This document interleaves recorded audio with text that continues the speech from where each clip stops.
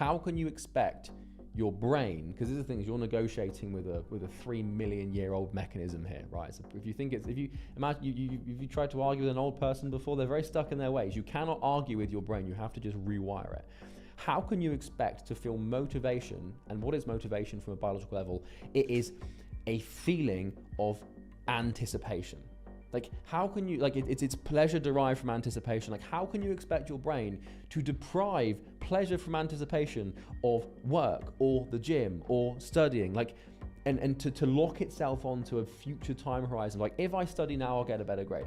If I work now, I'll make more money. If I go to the gym, I will look better. That's where the dopamine system's coming in from. Like, but just the reward is a little bit delayed, right?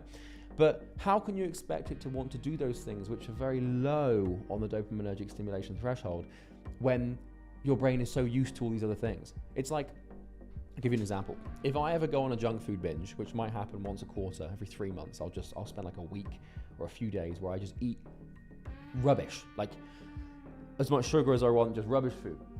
And I'll do that, and it's not very good for me. But I do it once a quarter, and then I'm like back to my normal healthy diet. But then what will happen after that is I'll go and eat like a steak with no sauce and no sugar and no fries.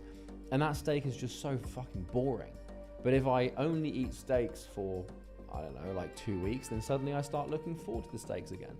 And so the point is that you've got to get rid of all these instant gratification behaviors, because they are completely frying your dopamine system, which means when you have to sit down to do something that isn't anywhere near as stimulating as other things, you just don't want to do it. Your brain's like, look, you've put this in front of me. I could be doing X, Y, Z, A, B, C instead.